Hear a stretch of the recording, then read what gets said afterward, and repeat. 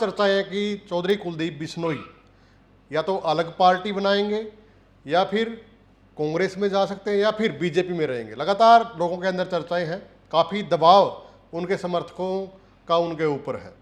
मेरे साथ चर्चा में वरिष्ठ पत्रकार महेंद्र सिंह है। सर, स्वागत है आपका। धन्यवाद मनदीप जी।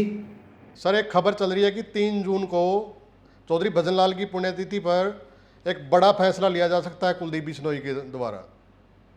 बिल्कुल मनदीप जी, ये कोई हवाबाजी या कयासबाजी नहीं है, बल्कि इस तरह की जो कयास है उसका एक पुख्ता आधार है।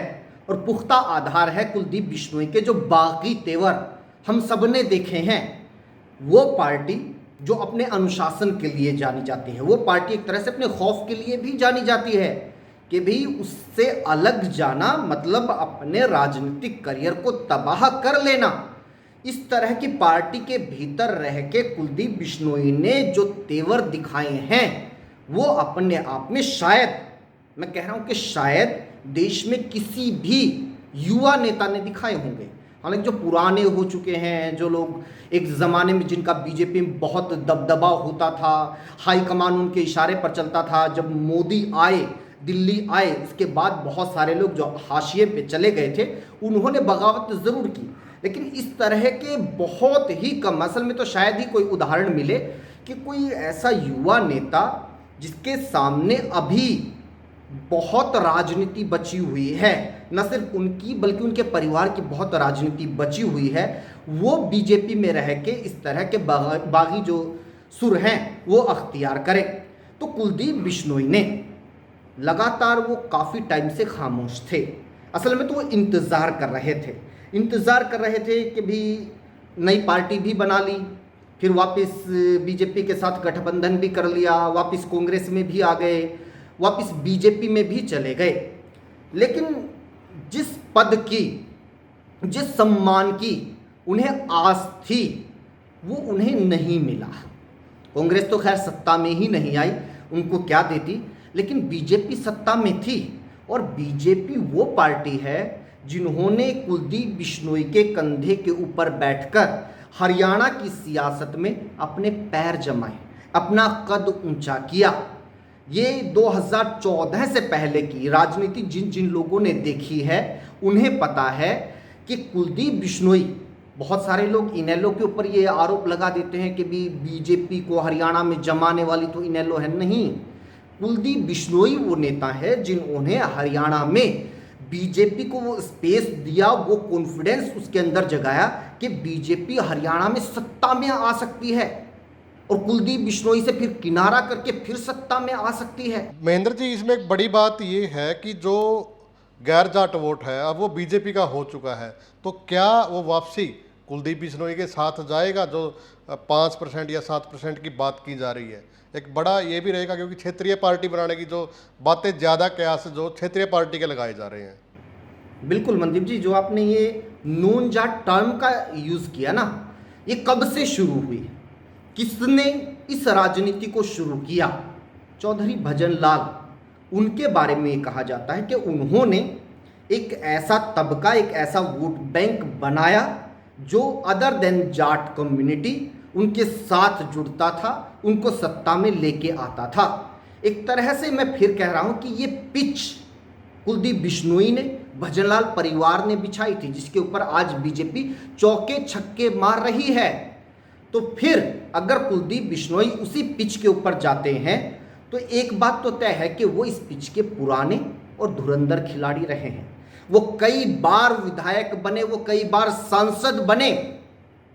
जो दूसरी बार हरियाणा में लगातार कांग्रेस की सरकार थी, उनके विधायक टूटे तो सरकार बनी थी, लेकिन टूटने से पहले की सियासत को अगर देखें तो विधायक कुलदीप बिश्नोई के नाम पर, उनकी पार्टी के नाम पर जीतकर आए थे। मतलब इतना प्रभाव उनका हरियाणा में था। आज भी आप मान के चलिए कि बेशक वो कुलदीप बिश्नोई हार गए हों आदमपुर से, लेकिन एक तो कोई वो बड़ी, इतनी बड़ी हार नहीं है। दूसरी बात यह है कि इस बात से कोई इनकार नहीं कर सकता कि वो उनका इलाका है, उनके दबदबे का इलाका है। इस बात से कोई इनकार नहीं कर सकता कि हिसार में उनका बहुत बड़ा प्रभाव क्षेत्र है और सिरसा में भी उनका कुछ प्रभाव क्षेत्र है। अब मैं बार बार कह रहा हूं कि कुलदीप बिश्नोई अगर 7% कह रहे हैं कि आज भी उनका जो वोट है वो एंटाइटल्ड है उनके साथ, आप छोड़ दीजिए 7, 6 होगा, 6 नहीं 5 होगा, 5 नहीं 4 होगा, 4 नहीं 2, 2 नहीं 1% होगा। आप विधानसभा चुनाव के जो ये नतीजे आए हैं इनको आप उठा के देख लीजिए। कांग्रेस और बीजेपी के भीतर हार जीत का फैसला 0.5% वोटों से हो गया। अब 1% वोट को उधर से जोड़ के, उधर से काट के इधर जोड़ दीजिए, खत्म मामला। उधर से काट के किसी निर्दलीय को दे दीजिए, खत्म है मामला, बीजेपी सत्ता से बाहर हो जाती। जी महेंद्र जी, हरियाणा छोटा राज्य है, जैसे 90 विधानसभा है। अगर हम बाहर जैसे तमिलनाडु का अगर उदाहरण लें, वहाँ तो 2 साल की मेहनत में ही जो नए सीएम बने हैं 100 से ज़्यादा सीट ले आए, तो कोई बड़ी बात भी नहीं है अगर 90, क्योंकि 4 साल पड़े हैं अभी। मनदीप जी, हरियाणा में बहुत ज़रूरत है आज की तारीख में कोई नई ताकत उभरे, कोई नई तरीके की राजनीति करे। लोग पता है बीजेपी की बार बार जीत से एक बड़ा तबका न्यूट्रल टाइप का हो गया है, जो ना उधर लगने को तैयार है कि भाई कांग्रेस देख ली, बार बार देख ली, ये नहीं टक्कर दे पा रही है, ना ही वो बीजेपी से मतलब इत्तेफाक रखता, बीजेपी की पॉलिसीज़ को देखते हुए उनके साथ नहीं जुड़ना चाहता। तो एक तबका ऐसा है जो चाहता है कि भी बीजेपी को कोई मुकाबला देने वाला हो, कोई कांग्रेस का विकल्प खड़ा हो, इसलिए वो लोग कांग्रेस के भीतर भी नए नए विकल्प ढूंढते रहते कि नहीं ये नेता नहीं, ये नेता कुछ करेगा, ये तो खैर फेल हो गया, ये नेता कुछ करेगा।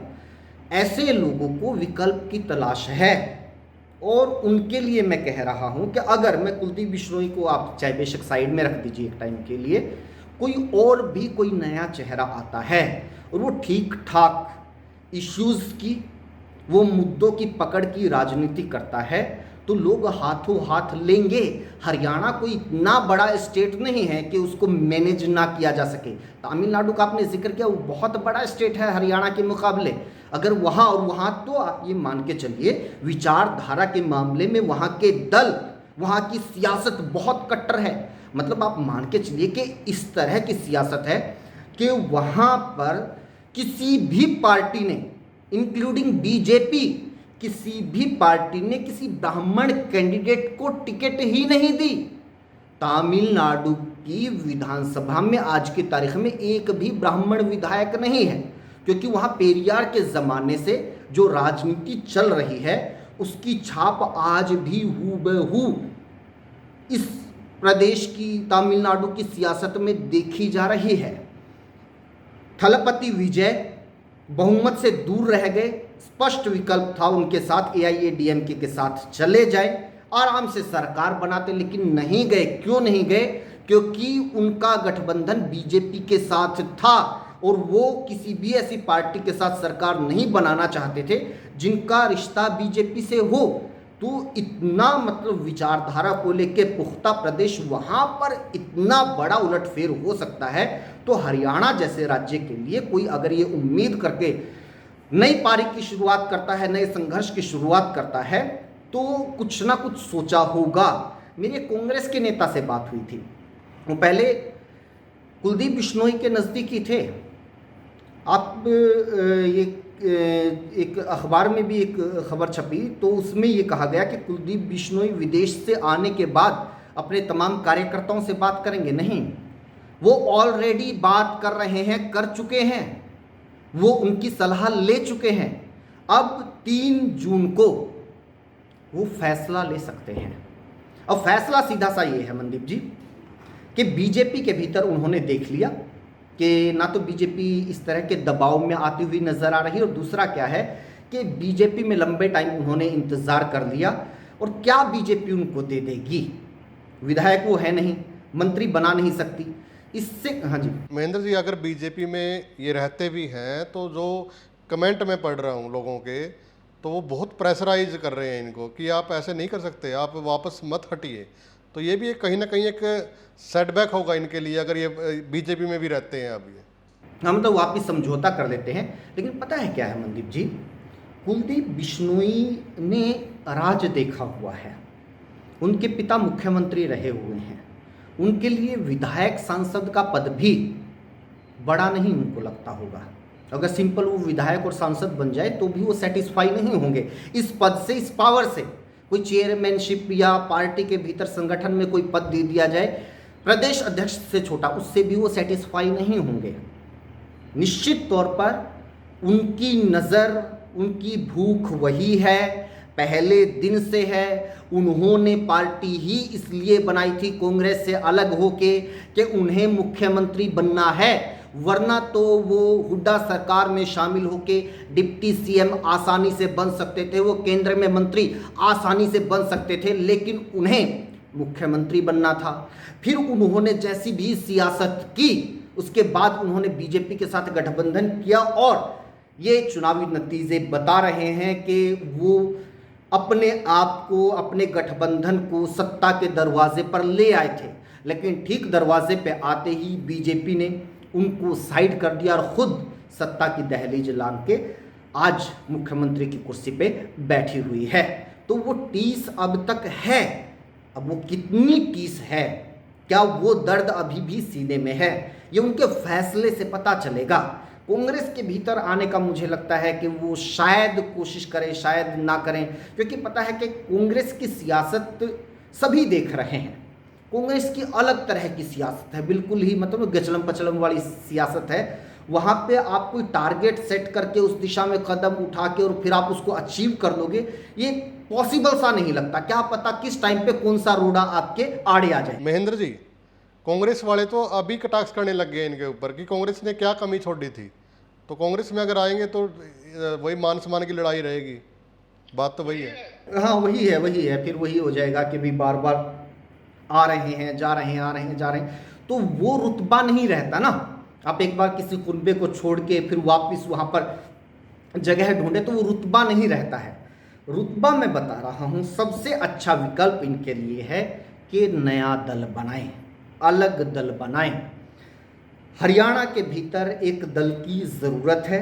इस स्पेस को जेजेपी ने पूरा किया था, जेजेपी का ज़बरदस्त उभार हुआ, सत्ता की भागीदार बनी। इनेलो अब वो कोशिश कर रही है। इनेलो के भीतर आप देख रहे होंगे कि उभार आप नोटिस कर रहे होंगे। अब कुलदीप बिश्नोई अगर आते हैं तो स्पेस फिलहाल है, अगर वो इसमें टाइम लगा देंगे तो फिर उनके लिए भी दिक्कत हो जाएगी, क्योंकि अब वो सियासत नहीं रही कि लास्ट के 2-4-5 महीने में आप सारे हरियाणा में घूम जाए और गेले गेले गेले गेला के लग जाए।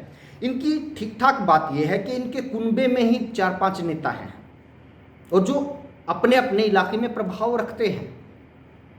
अगर इनके साथ इनके भाई आते हैं चंद्रमोहन बिश्नोई, तो पंचकुला से वो खुद विधायक हैं, अभी कालका में उनका ज़बरदस्त प्रभाव है, करनाल के क्षेत्र में इनका खूब प्रभाव है, मैं बता रहा हूँ आपको, फरीदाबाद में ठीक ठाक प्रभाव है, और ये आपका हिसार और ये सिरसा तो है ही। अगर बहुत ही सधी हुई राजनीति से अगर कुछ ऐसे लोगों को साथ में लेके, मैं कह रहा हूँ कि आप लिस्ट ही निकाल लीजिए हरियाणा विधानसभा के जो नतीजे आए थे, बहुत सारे नेता आपको ऐसे मिलेंगे जो लग रहा था कि भी अगर ये किसी पार्टी की टिकट पे होते तो ये जीत जाते, और ऐसे हर हलके में होते हैं नेता।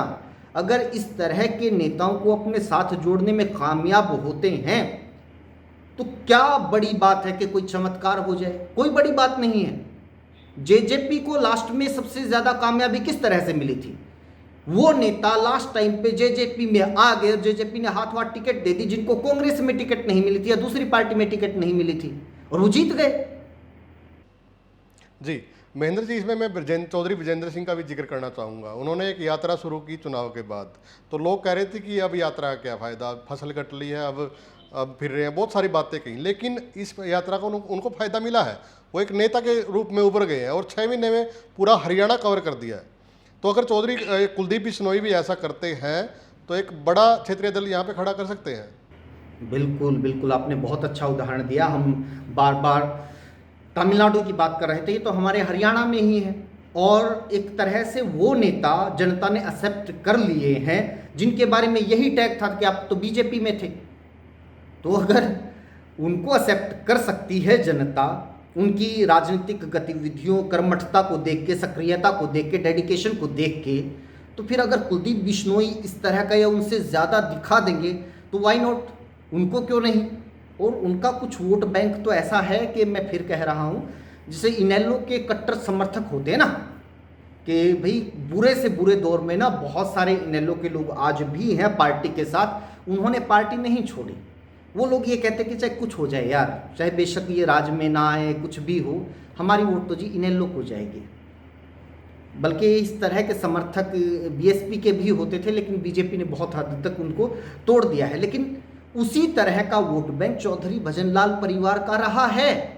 बहुत सारे लोग उस इलाके में उस टाइम पर जिन्हें नौकरियां मिली, वो इलाका बड़ा पिछड़ा हुआ था, उस इलाके में जिस तरह के काम हुए, तो वो पीढ़ी अभी है। और कुछ लोग तो ऐसे हैं कि रिटायर हो चुके हैं, वो निरे सियासतकरण के रह रहे हैं। तो अपना कुनबा अगर वापस जोड़ें तो एक संभावना है। और हम किसी के बारे में क्या ये भविष्यवाणी कर सकते हैं कि भाई नहीं ऐसा हो नहीं सकता, वो नहीं हो सकता, क्या पता कौन क्या स्ट्रेटजी बनाए बैठा हो। जी बिल्कुल सर, धन्यवाद सर बातचीत करने के लिए। तो वीडियो को ज़्यादा से ज़्यादा आप लोग शेयर भी करें, और 3 जून को कुलदीप बिश्नोई जो बड़ा फैसला लेने वाले हैं उस पर भी आप अपनी राय दे सकते हैं। धन्यवाद।